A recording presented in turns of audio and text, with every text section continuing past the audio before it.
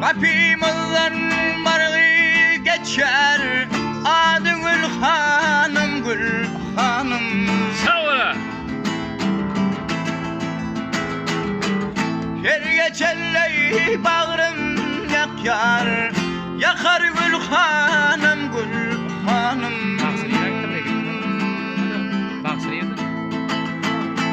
Her geçerley bağrım yakar, yakar Gül Hanım, Gül Hanım. Sağ ol Basri.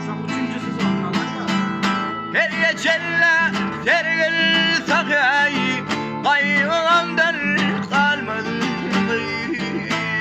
Sağ ol.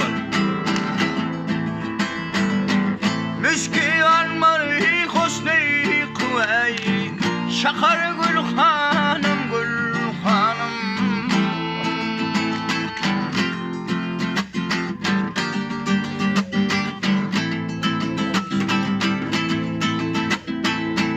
Görmedim elinden gelip,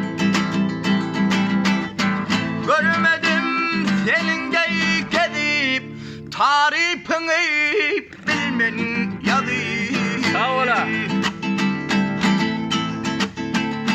Gülgünlenip kıyıp bakıp, yakar Gül Hanım, Gül Hanım. Gülgünlenip zülfün yayıp, yakar Gül Hanım, Gül Hanım.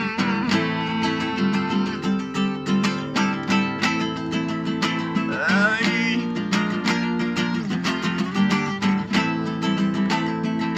ey siyah bir aşar yüze, görmüş aşık oldum sizi. Var yıl garip bakay bedey, bakır Gül Hanım, Gül Hanım. Gülgünlenip bir bak bedey, bakır